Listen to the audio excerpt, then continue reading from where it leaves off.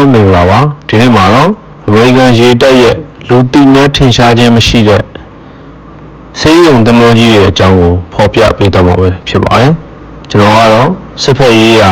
သတင်းဆောင်ပါတွေနဲ့ဘူဒ္ဓတွေကိုဖော်ပြပေးနေတဲ့ YT ပဲဖြစ်ပါတယ်1918ခုနှစ်ပထမကမ္ဘာစစ်ကာလအတွင်းအမေရိကန်ဟာရှေ့ရုံးမှာဒဏ်ရာရလာတဲ့စစ်သည်တွေကိုကုသပေးနိုင်မှုနဲ့အိမ်ကိုပြန်ပို့ပေးနိုင်မှုရေနုသင်္ဘောကြီးတစ်စီးကိုရေပေါ်ဆေးရုံကြီးတစ်ခုအနေနဲ့အသုံးပြုခဲ့ပါတယ်အစောပိုင်းကာလတွေဖြစ်လို့တိတ်အဆင်မပြေခဲ့ပေမဲ့စစ်အတွင်းမှာတိုက်ပွဲဝင်နေတဲ့စစ်သည်တွေအကောင်းဆုံးမျှော်လင့်နိုင်တာကတော့ဒီလောက်ပဲဖြစ်ပါတယ်အမေရိကန်ရေတပ်ဟာစစ်သည်တွေကုသရေးနဲ့သဘောဝေးကယ်ဆယ်ရေးကဏ္ဍတွေမှာဆေးရုံသင်္ဘောကြီးတွေနဲ့ပတ်သက်ရင်တိတ်ကိုရှည်လျားပြီးခမ်းနားတဲ့တမန်ကြောင်ရှိခဲ့မှုပါတယ်အမေရိကန်ရေတပ်ရဲ့ပထမဆုံးသောဆေးရုံသင်္ဘောကြီးတွေဟာခီးသည်တွေနဲ့ကုန်တင်သင်္ဘောကြီးတွေကိုပုံစံပြောင်းလဲတည်ဆောက်ထားတဲ့ USS Mercy လိုမျိုးသင်္ဘောကြီးတွေဖြစ်ပြီးဒီလိုသင်္ဘောတွေဟာအခြေခံဆေးကုသရေးဆိုင်ရာကိရိယာနဲ့အစည်းအဝါးတွေတင်ဆောင်ပြီးဒဏ်ရာရတဲ့စစ်သည်တွေကိုတနေရာကနေတနေရာရွှေ့ပြောင်းကုသပေးနိုင်ပါတယ်။ဒါပေမဲ့လည်းဒီသင်္ဘောတွေဟာစစ်ကြေနဲ့ဆရာကောင်းတာတော့မဟုတ်ပဲလူနာရာဂဏန်းအနည်းငယ်ကိုသာကုသပို့ဆောင်ပေးနိုင်ပါတယ်။ပထမကမ္ဘာစစ်လိုစစ်ပွဲကြီးအလယ်ပဲရောက်ဖူးရင်တော့လူနာရာဂဏန်းတော့ပဲတင်နိုင်တယ်ဆိုတာဘာမှမဟုတ်မှန်းသိလာပါလိမ့်မယ်။နောက်ပိုင်းမှာတော့ဆေးရုံသင်္ဘောကြီးတွေဟာစစ်ပွဲတစ်ခုအတွက်အရေးကြီးတဲ့အစိတ်အပိုင်းတွေဖြစ်လာပါတယ်။ဒါကြောင့်ပို့ပြီးတော့ကောင်းမွန်တဲ့ဆေးရုံသင်္ဘောတွေကိုတိစောက်ခဲ့ကြပြီးခင်မီဆေးကုသရေးကိရိယာတွေတက်ဆင်ပြီးတော့သုံးပြုနိုင်ခဲ့ကြပါတယ်။ဒါကြောင့်လည်းလူပေါင်းတန်းချီကိုကုသမှုမပေးနိုင်ရင်တော့မှလူပေါင်းထောင်ဂဏန်းအထိကူညီကယ်ဆယ်ကုသပေးလာနိုင်ခဲ့ပါတယ်။ခုဆိုဒီဗီဒီယိုကိုကြည့်နေရတဲ့လူများကပထမကမ္ဘာစစ်ကာလမှာအသုံးပြုခဲ့တဲ့ဆေးရုံသင်္ဘောတွေအကြောင်းကိုသိကျင်နေကြပါမယ်။ဒါမှမဟုတ်ကျွန်တော်တို့နည်းနည်းလောက်ပိုဝေးတဲ့တပန်းရောင်းတွေစီကိုတစ်ချက်လောက်ထပ်ကြည့်ကြရအောင်ပါပထမကမ္ဘာစစ်ကာလထက်ပိုပြီးဝေးတဲ့တပန်းစီကိုနည်းနည်းခဏလောက်ဖြစ်တွားကြည့်ကြပါစို့ဆေးရုံသင်္ဘောတွေဟာရှေးကာလတွေကရှိခဲ့ကြတယ်လို့တမိုင်းမှတ်တမ်းတွေမှာတွေ့နေပါတယ်ဒီနေ့ဂရုနိုင်ငံဖြစ်တဲ့တမိုင်းတွေကအေတင်ရေတပ်မှာတရူပီယာလို့ခေါ်တဲ့သင်္ဘောတွေရှိပြီးဒါဟာအင်္ဂလိပ်လိုတရဖီဒါမှမဟုတ်မြန်မာလိုကုထုံးလို့အဓိပ္ပာယ်ရောက်ပါတယ်ရိုမန်ဘာရေကမှာ Oscolavius လို့ခေါ်တဲ့သင်္ဘောတွေရှိပြီး Oscolavius ဆိုတ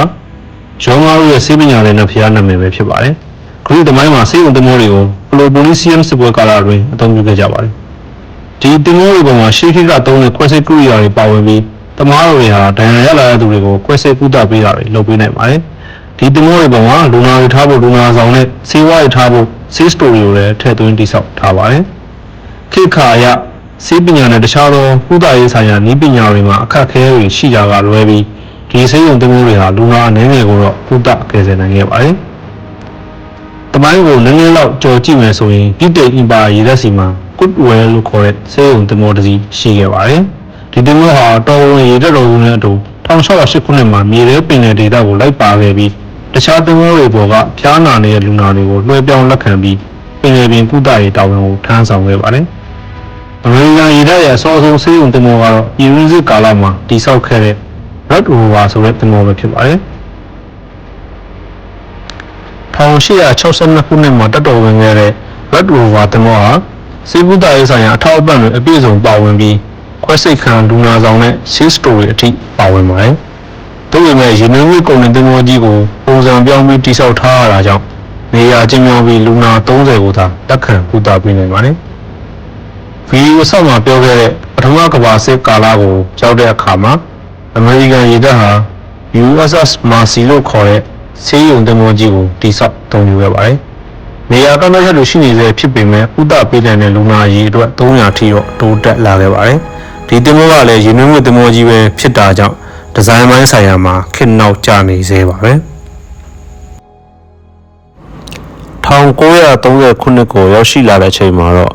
့ပထမကမ္ဘာစစ်အတွင်းကဆေးရုံသင်္ဘောတွေမရှိခဲ့တဲ့အားနည်းချက်ကိုသတိပြုမိသွားတဲ့အမေရိကန်ရေတပ်ဟာဆေးရုံသင်္ဘောစစ်တွေကိုတိစောက်ဖို့ကြိုးပမ်းလာခဲ့ပြီး USS Relief နဲ့ USS Havana လိုမျိုးဆေးရုံသင်္ဘောကြီးတွေကိုတိစောက်ခဲ့ကြပါတယ်။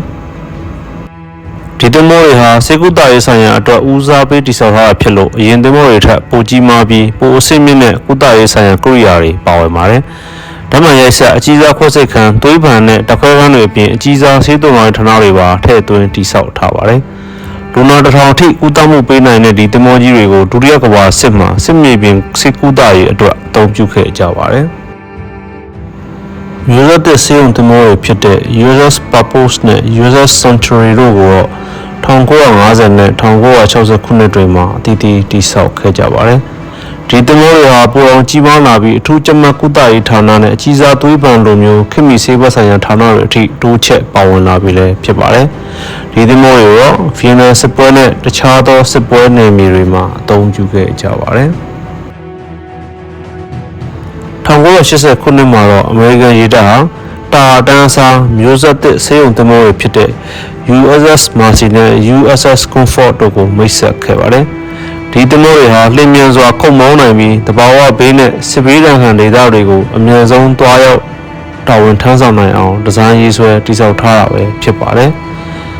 အကြီးစားဗတ်စုံသုံးခွဲစိတ်ခန်းတွေအထူးကြမ်းမှတ်ကုသဆောင် CT scan နဲ့ MRI စက်တွေပါဝင်တဲ့ဓာတ်မှန်ဌာနစတဲ့ခေတ်မီဆုံးစေကုသရေးဆိုင်ရာနည်းပညာတွေကိုထည့်သွင်းတည်ဆောက်ထားပါတယ်။ဒီနေ့မှာတော့တာတန်းစားသင်္ဘောနှစ်စီးကိုပိုကောင်းတဲ့အဆင့်မြင့်တက်မှုတွေပြုလုပ်ပြီးအမေရိကန်ရေတပ်မှအသုံးပြုနေပါတယ်။ရှေ့မှာတည်ဆောက်ခဲ့တဲ့သင်္ဘောတွေထပ်တိတာတဲ့ပြောင်းလဲမှုကတော့ဒီသင်္ဘောနှစ်စီးမှာရေကြောင်းနဲ့လေကြောင်းပို့ဆောင်မှုတွေအတွက်ရဟတ်ယာဉ်စင်ကွန်းနဲ့စိတ်ခံလိုနေရာတွေအများကြီးပါဝင်တာပဲ။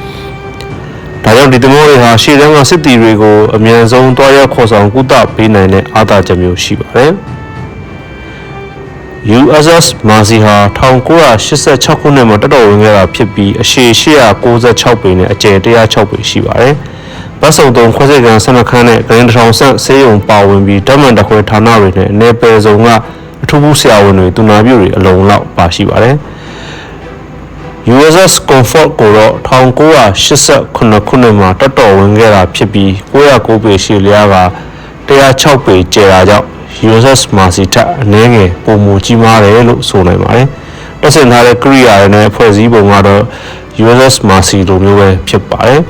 ။ဆေးရုံသင်္ဘောကြီးတွေပေါ်ကသင်္ဘောသားတွေရဲ့နေ့စဉ်ဖြတ်သန်းနေထိုင်မှုကလည်းတခြားရေတပ်သင်္ဘောတွေလိုပဲဖြစ်ပါတယ်။သင်္ဘောသားတွေဟာသူ့တာဝန်နဲ့သူသင်္ဘောကြီးကိုထိန်းကျောင်းမောင်းနေရပြီးဆေးရုံဝန်ထမ်းတွေဟာလူနာတွေကိုကုသတာတွေလှုပ်ဆောင်ရတယ်လို့ရေပေါ်ဆေးရုံကြီးတစ်ခုအနေနဲ့အခြားကျန်းမာရေးအဖွဲ့အစည်းတွေဖြစ်ကြတဲ့တက်ချီနီကမ္ဘာ့ကျန်းမာရေးအဖွဲ့တို့နဲ့ပူးပေါင်းဆောင်ရွက်ရတာတွေလည်းရှိပါတယ်။ USS Mercy နဲ့ USS Comfort ဆေးရုံသင်္ဘောကြီးနှစ်စီးဟာပြီးခဲ့တဲ့10စုနှစ်ကာလတွေအတွင်းကုသရေးဆိုင်ရာတာဝန်အများကြီးထမ်းဆောင်ခဲ့ပါတယ်။2010ခုနှစ်ဟေတီငလျင်ကယ်ဆယ်ရေးမှာပါဝင်ခဲ့ပြီး2020ခုနှစ်မှာလည်းကိုဗစ်ရောဂါထိန်းချုပ်ရေးကာလအတွင်းဒီသင်္ဘောကြီးတွေကိုနယူးယောက်ဆိပ်ကမ်းမှာစိုက်ကပ်ပြီးတော့အသုံးပြုခဲ့ကြပါတယ်။အနာဂတ်ကာလမှာတော့အမေရိကန်ရေတပ်ဟာပုံမကြီးမားပြီးပုံမအဆင့်မြင့်တဲ့ရေတပ်သုံးဆေးရုံသင်္ဘောတွေကိုတည်ဆောက်ဖို့ဒီဇိုင်းရေးဆွဲလျက်ရှိပါတယ်။ဒီသင်္ဘောတွေဟာလူနာ1500အထိတင်ဆောင်နိုင်ပြီးပုံမအဆင့်မြင့်တဲ့ဆေးကုသရေးဆိုင်ရာဝန်ဆောင်မှုတွေပေးနိုင်အောင်တည်ဆောက်သွားမယ်လို့လည်းဆိုထားပါတယ်။ဒီဆေးရုံသင်္ဘောကြီးတွေကိုလာမယ့်10စုနှစ်အတွင်းတိစောက်အသုံးပြုသွားမှာဖြစ်ပြီးရေတပ်ရဲ့ကျန်းမာရေးဆိုင်ရာကိစ္စတွေအတွက်ရေတပ်တော်စုတစ်ခုလုံးနဲ့အတူလိုက်ပါတာဝန်ထမ်းဆောင်နိုင်အောင်လို့တိစောက်သွားမှာပဲဖြစ်ပါတယ်။